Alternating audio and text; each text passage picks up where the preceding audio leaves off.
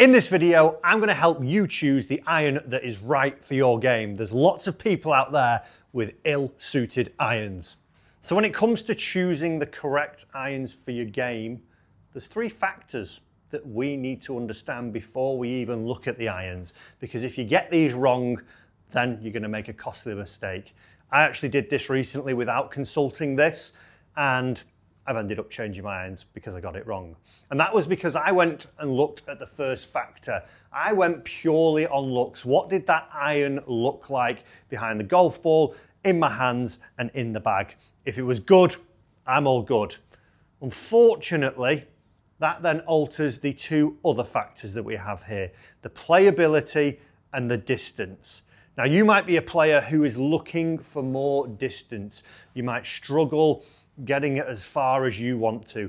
That might be your main priority when you choose your next set of irons. You also might be a player who needs some playability. And when I'm talking about playability, I'm talking about forgiveness. When you're out there not swinging your best, is that iron going to be playable for you? Can you still get it up in the air? Can you still get it a relatively good distance and still get something from your irons? Because when I went off looks, I lost these two factors pretty much. I had a little bit of both of them, but by losing them, that really hampered my performance. In fact, just take a look at the stats before and after I made my changes. So what we need to understand is what is the most important thing for you when you are choosing your irons. And when you make this choice, if you were to go on looks like I did, you're going to have to understand that you might be sacrificing performance, but that might be okay to you as long as those golf clubs look great in your bag. You might want that distance sign, or do you want some playability? Now that we know that, let's take a look at some of the irons that you can get, and also one other factor that is going to be crucial in helping you pick the right set of irons. So nowadays there are lots of different types of irons. There's cavity backs, there's blades, there's distance irons, there's players irons, forgiveness irons. And what we need to understand before we can choose the right one is where you stand on our handy strike chart just here. And the reason why we need this chart is going to help us understand where your strike location is, whether you're hitting the center of the club, the sweet spot 70% of the time, whether you only hit it 50% of the time, whether you're actually only hitting it 30% of the time, because that is going to play into one huge factor on deciding which iron is going to be right for you. So if you fall into the 70% bracket, you're probably going to be falling into what we would call the player's iron category. Because you're finding the sweet spot 70% of the time, there's probably a few characteristics that you would want to look for in an iron. And those would be in the player's iron. It would be a thin top line, it would be minimal offset, there might be a little bit of cavity in there, or it might be a pure blade. And that's all because of what you are trying to achieve when you're hitting your irons. Now, if you are hitting the sweet spot 70% of the time and you've chose these irons, like we say, you're looking for something. You're looking to really control flight. You're not looking for distance, and you're maybe not looking for forgiveness. So when it comes to you, when you put the club in behind the golf ball, what you're looking for is something that doesn't look too clumsy. It looks nice, it looks sharp, it looks clean. And then ultimately, when you come to hit your shots, you're looking to hit certain trajectories, you're looking to hit it through certain windows and be able to actually control the ball from right to left, up and down. And also with distance, you're not looking to gain more, you're actually looking to control how far you actually hit the golf ball on each shot.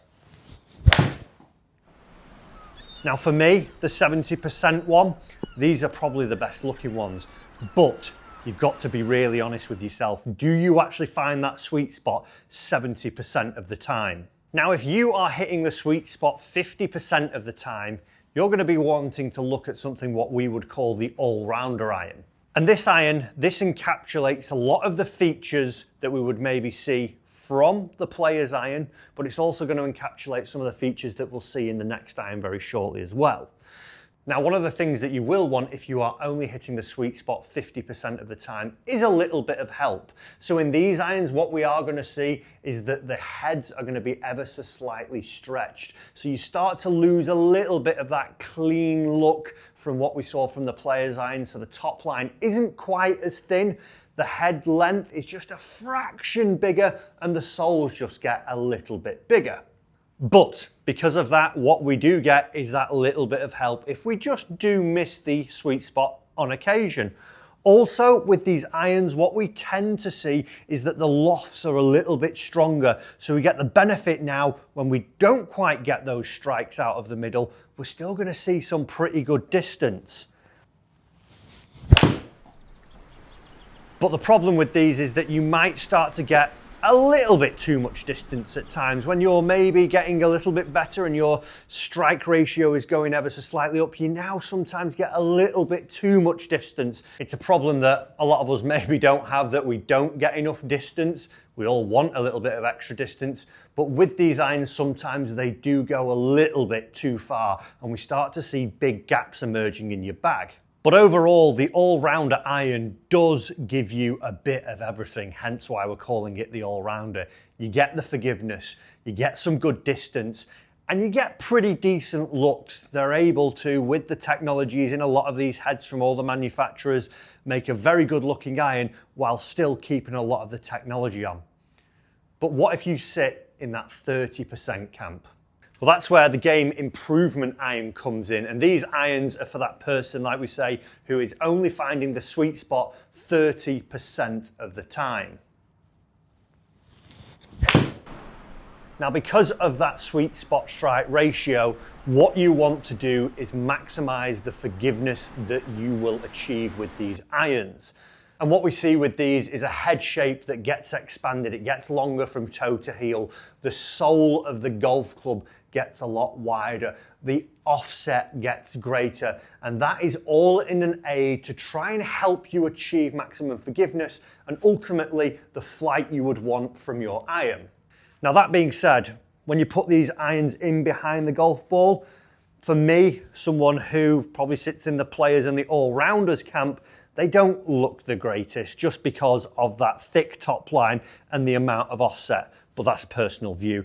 You may like that. You might think, well, that's confidence building stuff because I know I've got something there that is going to back me up. They also sit a little bit in between both heads in terms of loft as well. With the all-rounders, we see that they're a little bit more cranked for distance, as where the players have a more traditional type loft. These generally sit in the middle to try and help you with your launch.